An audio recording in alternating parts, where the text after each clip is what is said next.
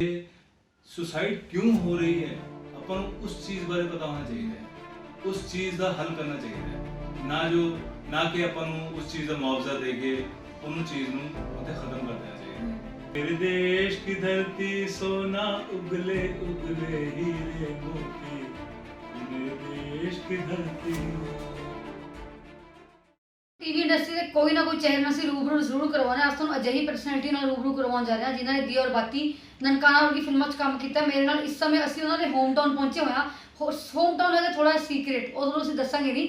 ਮੇਰੇ ਨਾਲ ਹੈ ਦੀਆ ਔਰ ਬਾਤੀ ਦੇ ਸੂਰਜ ਯਾਨੀ ਕਿ ਐਕਟਰ ਅਨਸ ਰਾਸ਼ੀਦ। ਇਹਨਾਂ ਨਾਲ ਖੂਬ ਸਾਰੀ ਗੱਲਾਂ ਕਰਾਂਗੇ ਤੇ ਕਿਸਾਨਾਂ ਬਾਰੇ ਵੀ ਇਹਨਾਂ ਦੇ ਵਿਚਾਰ ਨੂੰ ਜਾਣਾਂਗੇ। ਤੁਹਾਡਾ ਬਹੁਤ ਬਹੁਤ ਸਵਾਗਤ ਹੈ ਅਨਸ ਟੀਵੀ ਐਨਆਰਆਈ ਤੇ।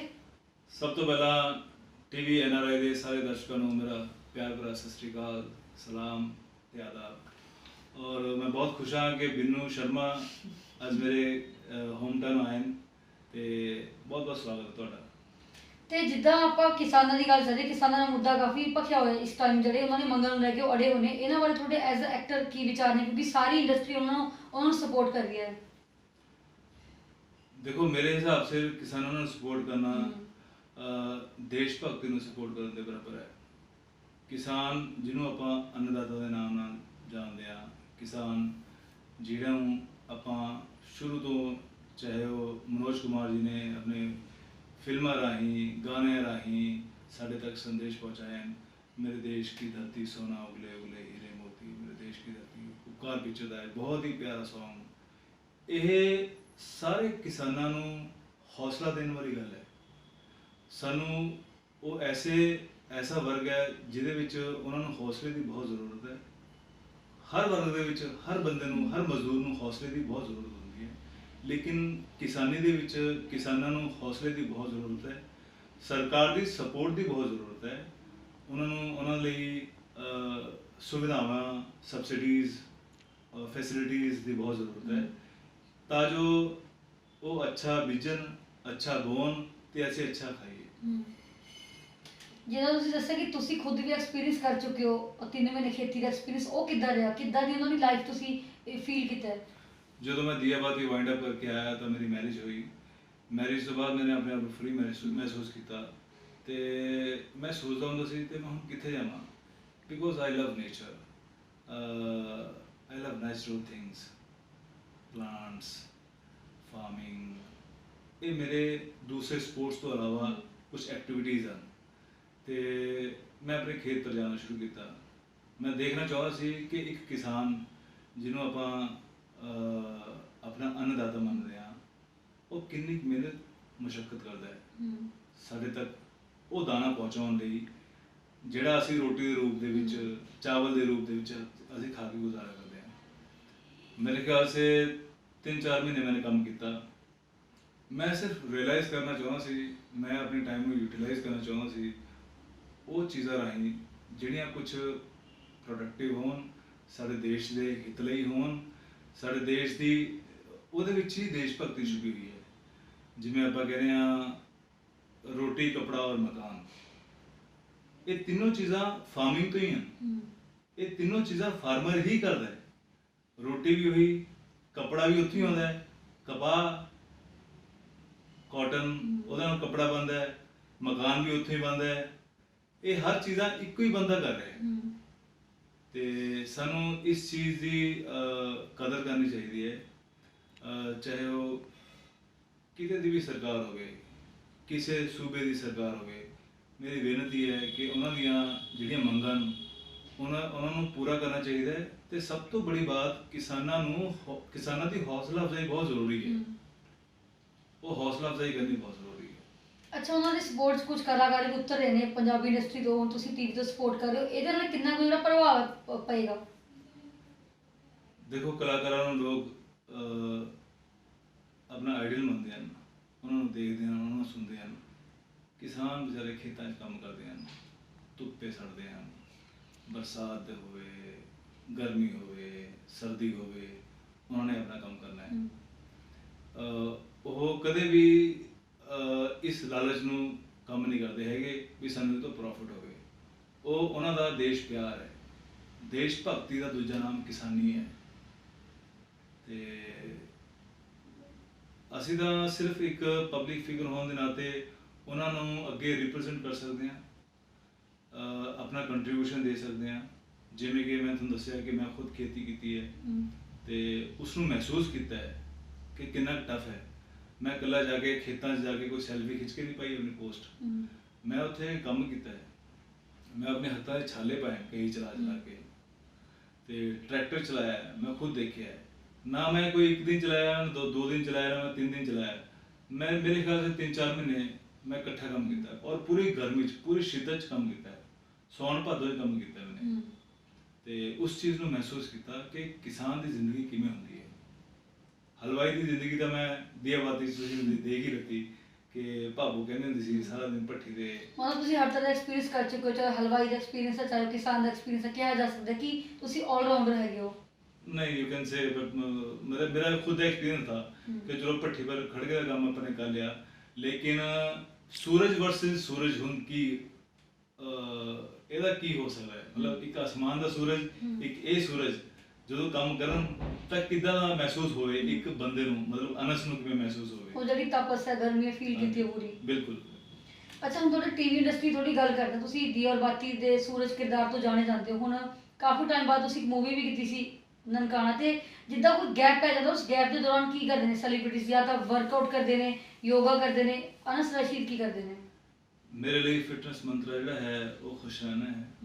ਖੁਸ਼ ਰਹਿਣ ਲਈ ਮੇਰੇ ਪਾਸ ਅੱਲਾ ਦੀ ਦਿੱਤੀ ਇੱਕ ਬਹੁਤ ਹੀ ਅਨਮੋਲ ਚੀਜ਼ ਹੈ, ਮੇਰੀ ਬੇਟੀ ਆਇਤ। ਮੈਂ ਆਪਣੀ ਆਇਤ ਨਾਲ ਟਾਈਮ ਪਾਸ ਕਰਦਾ, ਉਹਦੇ ਨਾਲ ਖੇਡਦਾ, ਉਹਨੂੰ ਬਾਹਰ ਘੁਮਾਉਣ ਲੈਣ ਜਾਣਾ। ਹੁਣ ਤਾਂ ਲੋਕਡਾਊਨ ਸੀ, ਅਲਬੱਤਾ ਮੈਂ ਮਤਲਬ ਆਪਣੇ ਮਾਤਾ ਪਿਤਾ ਅੰਮੀ ਅੱਬੂ ਨਾਲ ਟਾਈਮ ਬਿਤਾਉਣਾ, ਯਾਰ ਦੋਸਤਾਂ ਨਾਲ ਟਾਈਮ ਬਿਤਾਉਣਾ, ਤੇ ਮੈਂ ਰੀਅਲ ਲਾਈਫ ਤੋਂ ਰੀਅਲ ਲਾਈਫ ਜੀਣਾ ਚਾਹੁੰਦਾ ਸੀ। ਕਿਉਂਕਿ ਦੀਆਬਾਤੀ ਮਾਸ਼ਾਅੱਲਾ ਸਾਰੇ ਦਰਸ਼ਕਾਂ ਦੀ ਦੁਆ ਨਾਲ 5 ਸਾਲ ਤੋਂ ਉੱਪਰ ਚੱਲਿਆ, ਤੇ ਮੈਂ ਵੀ ਚਾਹੁੰਦਾ ਸੀ ਕਿ ਕਾਸ਼ ਉਹ ਦਿਨ ਕਦੋਂ ਆਉਣਗੇ ਜਦੋਂ ਮੈਂ ਆਪਣੀ ਖੁਦ ਦੀ ਲਾਈਫ ਜੀਊਂਗਾ, ਆਪਣੀ ਮਨਮਰਜ਼ੀ ਨਾਲ ਜੀਊਂਗਾ, ਆਪਣੀ ਮਨਮਰਜ਼ੀ ਨਾਲ। ਜਿਵੇਂ ਕਿ ਮੈਂ ਤੁਹਾਨੂੰ ਦੱਸਿਆ, ਮੈਂ ਖੇਤਾਂ ਗਿਆ, ਮੈਂ ਕੰਮ ਕੀਤਾ, ਮੈਂ ਬੱਚਿਆਂ ਨਾਲ ਖੇਡਿਆ, ਮੈਂ ਆਪਣੇ ਭਾਂਜਿਆਂ ਨਾਲ ਖੇਡਦਾ, ਮੈਂ ਆਪਣੀ ਸਿਸਟਰ ਨਾਲ ਆਪਣਾ ਪੂਰਾ ਐਕਚੁਅਲ ਟਾਈਮ ਪਾਸ ਜੋ ਮੈਂ ਦੀਆਬਾਤੀ ਦੇ ਵਿੱਚ ਕੁਆਲਿਟੀ ਟਾਈਮ ਸਪੈਂਡ ਕਰਦਾ। Quality time, yes. ਤੇ ਅੱਛਾ, ਤੁਸੀਂ ਟੀਵੀ ਇੰਡਸਟਰੀ ਨੂੰ ਹੁਣ ਕੋਈ ਪਲਾਨ ਹੈ ਜਾਂਦੇ? ਟੀਵੀ ਇੰਡਸਟਰੀ ਵੱਲ ਫੋਕਸ ਨਹੀਂ ਹੈ, ਪੰਜਾਬੀ ਫਿਲਮਾਂ ਵਾਲੀ ਫੋਕਸ ਹੈ, ਕਿਉਂਕਿ ਤੁਸੀਂ ਪੀਟੀਸੀ ਦੀ ਫਿਲਮ ਵੀ ਕਰ ਚੁੱਕੇ ਹੋ, ਮਾਂ ਦਾ ਦਾਜ, ਜੋ ਦਰਸ਼ਕਾਂ ਦੁਆਰਾ ਕਾਫੀ ਪਸੰਦ ਕੀਤੀ ਗਈ ਹੈ। ਮੈਂ ਬਹੁਤ ਬਹੁਤ ਧੰਨਵਾਦ ਹਾਂ ਕਿ ਮੇਰਾ ਹਰ ਕੰਮ ਦਰਸ਼ਕਾਂ ਨੇ ਬਹੁਤ ਸਰਾਹਿਆ ਹੈ, ਚਾਹੇ ਉਹ ਨਨਕਾਣਾ ਦੇ ਵਿੱਚ ਸੀ, ਚਾਹੇ ਉਹ ਮਾਂ ਦਾ ਦਾਜ ਦੇ ਵਿੱਚ ਸੀ। ਤੇ ਅੱਗੇ ਵੀ ਮੈਂ ਇਹੀ ਉਮੀਦ ਕਰਦਾ ਕਿ ਦਰਸ਼ਕ ਮੇਰੇ ਹਰ ਕੰਮ ਨੂੰ ਸਰਾਹਣ, ਕਿਉਂਕਿ ਇੱਕ ਮੇਰੇ 'ਚ ਥੋੜੀ ਜਿਹੀ ਕਮੀ ਵੀ ਹੈ ਕਿ ਮੈਂ ਕੰਮ ਥੋੜਾ ਜਿਹਾ ਜਲਦਬਾਜ਼ੀ 'ਚ ਨਹੀਂ ਕਰਦਾ। मैंने बहुत सीनियर एक्टर्स तो सुने हैं कि एक एक्टर जो है वो इंतज़ार करन दे, वेट करन दे पैसे लैंदा है। मतलब पैसे इन द सेंस कि not in the terms of money but in the terms of the character he got he gets. तो मैंने लगता है कि कोई भी चीज़ लिए अपन धैर्य, पेशेंस और सबर नाल चलना चाहिए, जल्दबाजी नहीं करनी चाहिए। तो फिलहाल तो मेरी प्रायोरिटी फैमिली है।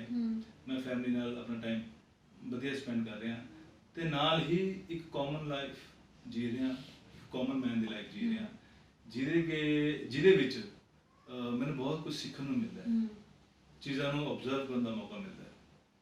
I am very happy. TV industry ਜਦੋਂ ਤੁਸੀਂ ਕੰਮ ਕੀਤਾ ਹੈ, ਜਿੰਨਾ ਵੀ ਕੰਮ ਕੀਤਾ ਉਹ ਕੁਆਲਿਟੀ ਵਾਈਜ਼ ਹੀ ਕੰਮ ਕੀਤਾ, ਤੁਸੀਂ ਕੰਪਰੋਮਾਈਜ਼ ਨਹੀਂ ਕਰਦੇ ਸਟਾਰਸ? ਕਿਸੇ ਤਰ੍ਹਾਂ ਦੀ ਚੁਣੌਤੀ ਫੀਲ ਕੀਤੀ ਸੀ ਉਸ ਟਾਈਮ, ਚੈਲੰਜ?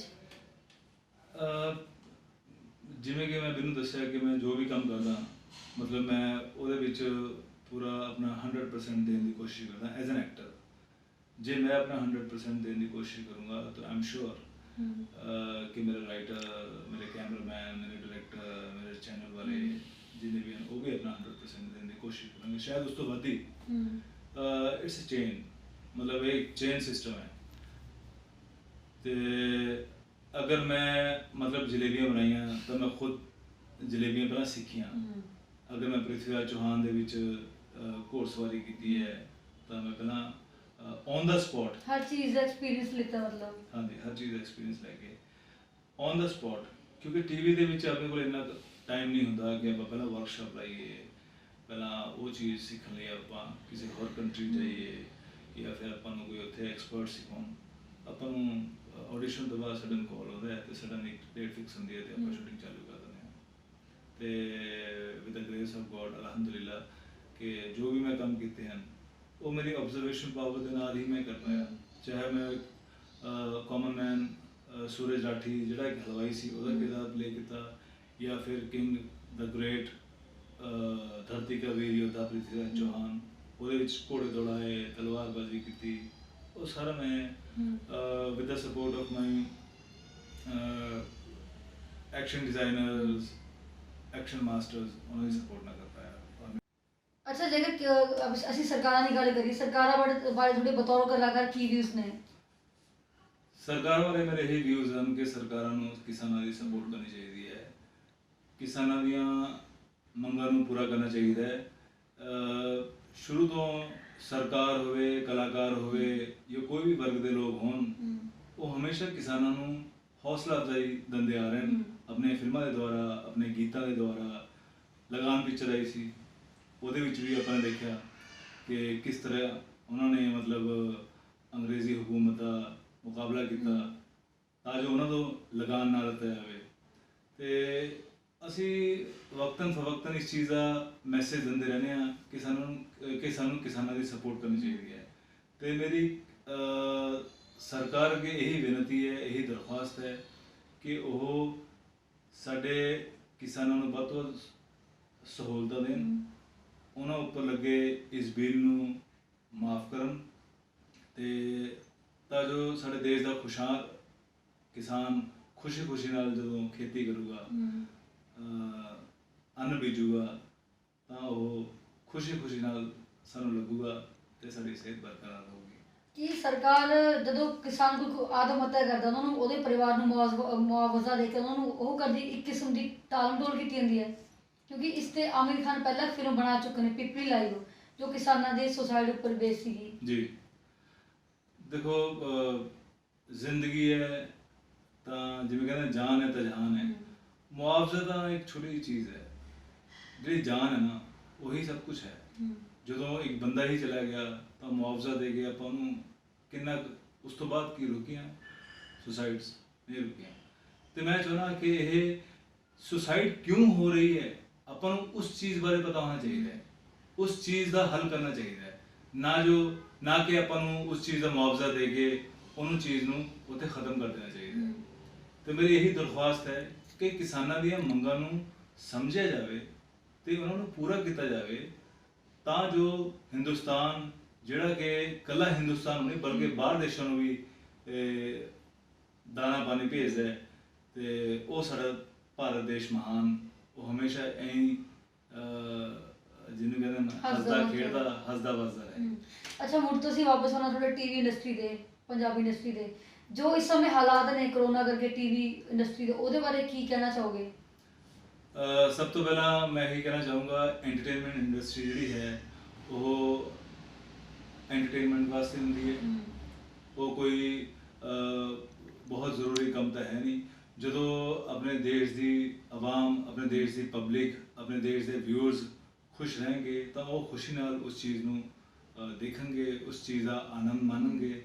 ਜੇ ਉਹੀ ਦੁਖੀ ਰਹਿਣਗੇ ਤਾਂ ਟੀਵੀ ਪਰ ਕੀ ਚੱਲ ਰਿਹਾ ਹੈ ਉਹਨਾਂ ਨੂੰ ਕੋਈ ਮਤਲਬ ਨਹੀਂ। ਤਾਂ ਮੈਨੂੰ ਚਾਹੀਦਾ ਹੈ ਕਿ ਸਭ ਤੋਂ ਪਹਿਲਾਂ ਅਸੀਂ ਰੱਬ ਅੱਗੇ ਅਰਦਾਸ ਕਰੀਏ ਕਿ ਅਸੀਂ ਜਲਦ ਤੋਂ ਜਲਦ ਇਸ ਬਿਮਾਰੀ ਤੋਂ ਨਿਜਾਤ ਪਾਈਏ, ਇਹਦਾ ਵੈਕਸੀਨੇਸ਼ਨ ਮਿਲੇ, ਇਹਦਾ ਸਾਨੂੰ ਕੋਈ ਸੋਲੂਸ਼ਨ ਮਿਲੇ, ਤਾਂ ਜੋ ਅਸੀਂ ਕੋਈ ਵੀ ਇੰਟਰਟੇਨਮੈਂਟ ਦੀ ਚੀਜ਼ ਉਹਦੀ ਗੱਲ ਹੋ ਰਹੀ ਹੈ ਉਹਦਾ ਭਰਪੂਰ ਆਨੰਦ ਉਠਾ ਸਕੀਏ। ਆਪਣੇ ਹੋਮ ਟਾਊਨ ਤੋਂ ਆਉਣ ਤੋਂ ਬਾਅਦ ਤੁਸੀਂ ਬੰਬੇ ਦੀ ਕਿਹੜੀ ਚੀਜ਼ ਜਿਹੜੀ ਸਭ ਤੋਂ ਜ਼ਿਆਦਾ ਮਿਸ ਕਰਦੇ ਹੋ?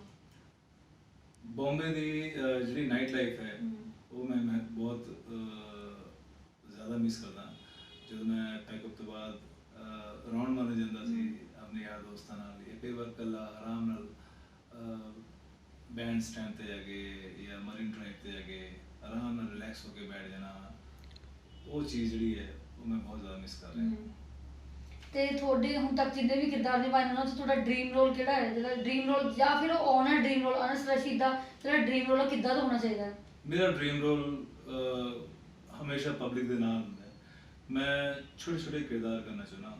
ਛੋਟੇ ਛੋਟੇ ਕਿਰਦਾਰਾਂ ਤੋਂ ਮੁਰਾਦ ਮਤਲਬ ਪਬਲਿਕ ਕਿਰਦਾਰ ਕਰਨਾ ਚਾਹੁੰਦਾ, ਹਮ, ਕਿਉਂਕਿ ਹੀਰੋ ਤਾਂ ਹੀਰੋ ਹੀ ਹੁੰਦਾ ਹੈ। ਹਮ, ਹੀਰੋ ਉਹ ਜਿਹੜਾ ਪਬਲਿਕ ਦਾ ਹੀਰੋ ਹੋਵੇ, ਜਿਵੇਂ ਕਿ ਦੀਆ ਬਾਤੀ ਦੇ ਵਿੱਚ ਇੱਕ ਹਲਵਾਈ ਦਾ ਕਿਰਦਾਰ ਪਲੇ ਕੀਤਾ, ਹਮ, ਤੇ ਉਸਨੇ ਮੈਨੂੰ ਬਹੁਤ ਜ਼ਿਆਦਾ ਲੋਕਪ੍ਰਿਯਤਾ ਦਿੱਤੀ, ਬਹੁਤ ਜ਼ਿਆਦਾ ਲੋਕਾਂ ਵਿੱਚ ਪਹਿਚਾਣ ਬਣਾਈ। ਘਰ ਘਰ ਦੇ ਵਿੱਚ ਲੋਕਾਂ ਨੇ ਮੈਨੂੰ ਆਪਣਾ, ਜਿਵੇਂ ਆਮ ਮਾਵਾਂ ਨੇ ਵੀ ਮੈਨੂੰ ਆਪਣਾ ਪੁੱਤ ਸਮਝ ਕੇ ਗਲੇ ਲਗਾਇਆ, ਤੇ ਇਸ ਤਰ੍ਹਾਂ ਦੇ ਰੋਲ ਮੇਰੇ ਡ੍ਰੀਮ ਰੋਲ ਹੁੰਦੇ ਨੇ, ਬਹੁਤ ਕਾਮਨ ਰੋਲ ਜਿਹੜੇ ਹੁੰਦੇ ਨੇ। ਕੁਝ ਜਿਹੜੇ ਸਟਾਰਸ ਨੇ ਕੰਟਰੋਵਰਸੀ ਚ ਆਉਣ ਵਾਸਤੇ ਸਟਾਰ ਟੈਂਟਰਮ ਆਪਣੇ ਕਰਦੇ ਨੇ, ਮਤਲਬ ਕੰਟਰੋਵਰਸੀ ਤੋਂ ਤੁਸੀਂ ਦੂਰ ਰਹਿੰਦੇ ਹੋ। ਕੁਝ ਜਿਹੜੇ ਆਉਂਦੇ ਨੇ ਉਹਨਾਂ ਬਾਰੇ ਕੀ ਕਹਿਣਾ ਚਾਹੋਗੇ ਕਿ ਉਹ ਲਾਈਮਲਾਈਟ ਵਿੱਚ ਆਉਣ ਲਈ ਸਭ ਕੁਝ ਕਰਦੇ ਨੇ, ਇਹਨਾਂ ਨੂੰ ਫੇਮ ਮਿਲੇ ਕੰਟਰੋਵਰਸੀ ਤੋਂ, ਅਸੀਂ ਕੰਟਰੋਵਰਸੀ ਵਿੱਚ ਆਈਏ ਤਾਂ ਸਾਨੂੰ ਫੇਮ ਮਿਲੇ, ਸਾਡਾ ਨਾਮ ਹੋਏ। ਨਹੀਂ, ਮੇਰੇ ਖਿਆਲ 'ਚ ਇਸ ਤਰ੍ਹਾਂ ਕੋਈ ਨਹੀਂ ਚਾਹੁੰਦਾ, ਇਹ ਇਤਫਾਕ ਨਾਲ ਹੁੰਦਾ ਹੈ। ਕੋਈ ਵੀ ਬੰਦਾ ਇਸ ਤਰ੍ਹਾਂ ਨਹੀਂ ਚਾਹੁੰਦਾ ਕਿ ਇਹ ਖਬਰ ਸੁਣ ਕੇ ਉਹਦੇ ਮਾਤਾ ਪਿਤਾ ਦੁਖੀ ਹੋਣ, ਉਹਦੇ ਭੈਣ ਭਰਾ ਦੁਖੀ ਹੋਣ, ਕਿਉਂਕਿ ਜਿਹੜੀ ਕੰਟਰੋਵਰਸੀ ਹੈ ਉਹ ਤਾਂ ਇੱਕ ਐਕਟਰ ਨੂੰ ਹੀ ਪਤਾ ਹੈ ਕਿ ਕੰਟਰੋਵਰਸੀ ਹੈ, ਪਬਲਿਸਿਟੀ ਹੈ, ਨਹੀਂ ਹੈ, ਲੇਕਿਨ ਉਹਦੇ ਮਾਂ-ਬਾਪ ਨੂੰ, ਉਹਦੇ ਭੈਣ ਭਰਾਵਾਂ ਨੂੰ, ਉਹਦੇ ਯਾਰ ਦੋਸਤਾਂ ਨੂੰ ਨਹੀਂ ਪਤਾ ਇਹ ਕੰਟਰੋਵਰਸੀ ਪਬਲਿਸਿਟੀ ਵਾਸਤੇ ਹੈ ਜਾਂ ਵੈਸੇ ਹੈ। ਇਸ ਲਈ ਮੇਰੇ ਖਿਆਲ 'ਚ ਇਸ ਤਰ੍ਹਾਂ ਦੀ ਕੋਈ ਉਹ ਚੀਜ਼ ਨਹੀਂ ਹੁੰਦੀ, ਇਹ ਬਾਈ ਡਿਫਾਲਟ ਹੋ ਜਾਂਦੀ ਹੈ। ਕਈ ਵਾਰ ਕਿਸਮਤ ਦੀ ਗੱਲ ਹੈ ਕਿ ਆਪਾਂ ਇਸ ਤਰ੍ਹਾਂ ਦੀ ਕੋਈ ਕੰਟਰੋਵਰਸੀ ਪੈ ਜਾਂਦੇ ਹਾਂ ਜਿਹਦੇ ਵਿੱਚ ਆਪਾਂ ਨੂੰ ਲੋਕਾਂ ਅੱਗੇ ਝੁਕਣਾ ਪੈਂਦਾ ਹੈ, ਜਵਾਬ ਦੇਣਾ ਪੈਂਦਾ ਹੈ।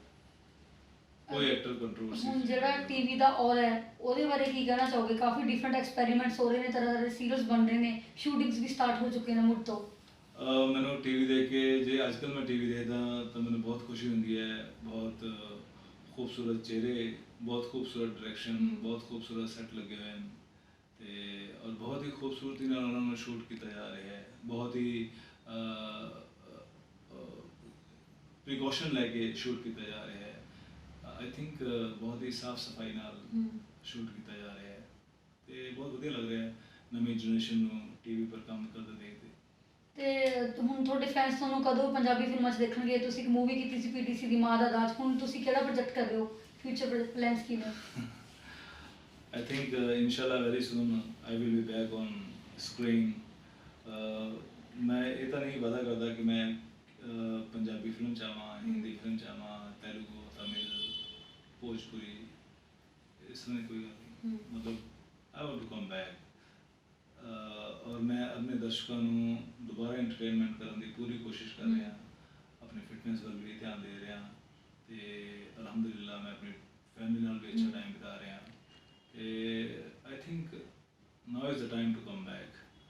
ਹੁਣ ਹੌਲੀ ਹੌਲੀ ਦੇਸ਼ ਵਿੱਚੋਂ ਕਰੋਨਾ ਕੇਸਿਸ ਵੀ ਘਟ ਰਹੇ ਹਨ, ਔਰ ਅਸੀਂ ਹਰ ਵੇਲੇ ਇਹ ਅਰਦਾਸ ਕਰਦੇ ਹਾਂ ਕਿ ਸਾਡਾ ਦੇਸ਼ ਜਲਦ ਤੋਂ ਜਲਦ ਕਰੋਨਾ ਮੁਕਤ ਹੋ ਜਾਵੇ ਤੇ ਅਸੀਂ ਦੁਬਾਰਾ ਕੰਮ ਤੇ ਵਾਪਸ ਆਈਏ। ਅੱਛਾ, ਤੁਹਾਡੀ ਲੁੱਕ ਕਾਫੀ ਡਿਫਰੈਂਟ ਲੱਗ ਰਹੀ ਹੈ ਕਿਉਂਕਿ ਕਾਫੀ ਟਾਈਮ ਬਾਅਦ ਅਸੀਂ ਇਹਨੂੰ ਦੇਖ ਰਹੇ ਹਾਂ, ਲੁੱਕ ਕਾਫੀ ਅਲੱਗ ਹੈ। ਲੁੱਕ ਬਾਰੇ ਅਸੀਂ ਜਾਣਨਾ ਚਾਹਾਂਗੇ, ਇਹ ਖੁਦ ਦੀ ਲੁੱਕ ਹੈ ਜਾਂ ਤੁਸੀਂ ਕਿਸੇ ਕੁਝ ਤਿਆਰ ਕਰੇ ਹੋ ਜਿਹੜਾ ਇੱਕਦਮ ਕਮ ਬੈਕ ਹੋਵੇ, ਥੋੜਾ ਜ਼ਬਰਦਸਤ ਕਮ ਬੈਕ ਹੋਵੇ? ਆਈ ਥਿੰਕ ਮੈਨੂੰ ਬੜੀ ਨਨਕਾਣਾ ਦੇ ਟਾਈਮ ਦੀ ਬੜੀ ਯਾਦ ਆ ਰਹੀ ਸੀ। ਉਸ ਵਕਤ ਮੇਰੇ ਲੋਕਾਂ ਨੇ ਬਹੁਤ ਤਾਰੀਫ ਕੀਤੀ, ਤੇ ਮੈਂ ਸੋਚਿਆ ਇੱਕ ਵਾਰ ਫਿਰ ਬੀਐਡ ਦੇ ਵਿੱਚ ਆ ਕੇ ਦੇਖੀਏ, ਥੋੜੀ ਦਾੜੀ ਰੱਖੀ, ਕਿਉਂਕਿ 5 ਸਾਲ ਲਗਾਤਾਰ ਮੈਂ ਕਲੀਨ ਸ਼ੇਵ ਰਿਹਾ, ਤੇ ਅੱਛਾ ਲੱਗਦਾ ਹੈ। ਔਰ ਇੱਕ ਐਕਟਰ ਨੂੰ ਕਰਦੇ ਰਹਿਣਾ ਚਾਹੀਦਾ ਹੈ ਲੁੱਕਸ ਨਾਲ ਐਕਸਪੈਰੀਮੈਂਟ, ਇਜ਼ਨਟ ਇਟ? ਅੱਛਾ, ਤੁਹਾਨੂੰ ਐਕਟਿੰਗ ਤੋਂ ਇਲਾਵਾ ਹੋਰ ਕੀ ਕਰਨਾ ਪਸੰਦ ਹੈ? ਤੁਸੀਂ ਖੇਤੀ ਵੀ ਕਰਦੇ ਹੋ, ਮਿਊਜ਼ਿਕ ਵੀ ਕਰਦੇ ਹੋ, ਸਿੰਗਿੰਗ ਵੀ ਕਰਦੇ ਹੋ? ਕੋਈ ਵੀ ਨੋਰਮਲ ਚੀਜ਼। ਡਰਾਈਵ ਤੇ ਜਾਣਾ ਪਸੰਦ ਹੈ। ਕਈ ਵਾਰ ਮੈਂ ਬਾਈਕ ਚੱਕ ਕੇ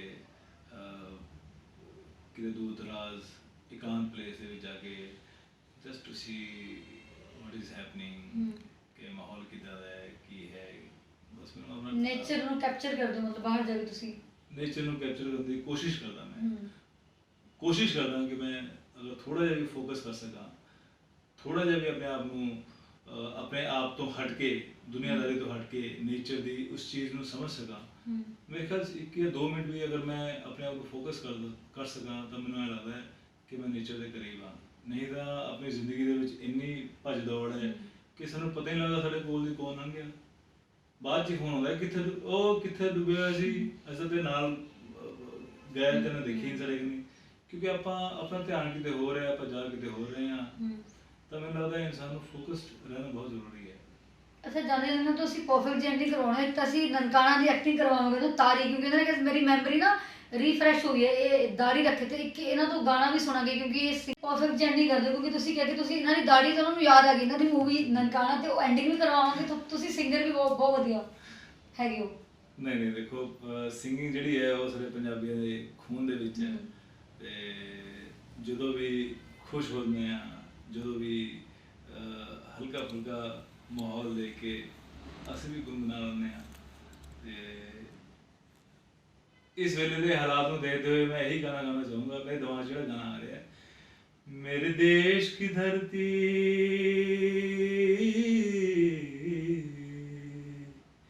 मेरे देश की धरती सोना उगले उगले हीरे मोती ओ मेरे देश की धरती। ਦੈਟ ਵਾਸ ਔਸਮ ਤੇ ਬਟ ਅਬਾਊਟ ਨਨਕਾਣਾ ਉਹ ਤਾਂ ਤੁਹਾਨੂੰ ਅਸੀਂ ਇਦਾਂ ਛੱਡ ਨਹੀਂ ਸਕਦੇ ਉਹ ਤਾਂ ਤੁਹਾਨੂੰ ਕਰਨਾ ਹੀ ਪਏਗਾ ਨਨਕਾਣਾ ਦਾ ਤਾਰੀ ਥੋੜਾ ਜਿਹਾ ਨਾ ਜ਼ਬਰਦਸਤ ਅੰਦਾਜ਼। ਉਹ ਮਾਗਿਆ ਤਾਰੀ ਦਾ ਤਾਂ ਜ਼ਿੰਦਗੀ 'ਚ ਇੱਕੋ ਹੀ ਅਸੂਲ ਹੈ ਜਿੱਤਣਾ ਤੇ ਕਿਵੇਂ ਜਿੱਤਣਾ ਇਹਦੇ ਲਈ ਤਾਰੀ ਦਾ ਕੋਈ ਅਸੂਲ ਨਹੀਂ। ਤਾਂ ਦੇਖਿਆ ਤੁਸੀਂ ਇਹ ਸੀ ਕਿ ਮੈਂ ਐਕਟਰ ਹਾਂ ਸਰਾਸ਼ੀ ਜਿਨ੍ਹਾਂ ਨੇ ਖੂਬ ਐਂਟਰਟੇਨ ਕੀਤਾ ਸਾਨੂੰ ਤਾਰੀ ਐਕਟਿੰਗ ਵੀ ਕਰਕੇ ਦਿਖਾਈ ਤੇ ਸਾਨੂੰ ਵਧੀਆ ਜਿਹਾ ਗਾਣਾ ਵੀ ਸੁਣਾਇਆ ਜੋ ਕਿ ਕਿਸਾਨਾਂ ਨੂੰ ਉਹਨਾਂ ਨੇ ਡੈਡੀਕੇਟ ਕੀਤਾ ਮੇਰੀ ਦੇਸ਼ ਦੀ ਧਰਤੀ। ਤੁਸੀਂ ਇੰਟਰਵਿਊ ਜਲਦ ਦੇਖੋ ਤੇ ਦੱਸਣਾ ਤੁਹਾਨੂੰ ਕਿੱਦਾਂ ਲੱਗੇ ਇਹਨਾਂ ਦਾ ਅੰਦਾਜ਼ ਬੜਾ ਖਤਰਨਾਕ ਹੈ। ਬਣੇ ਰਹੋ ਟੀਵੀ NRI ਨਾਲ।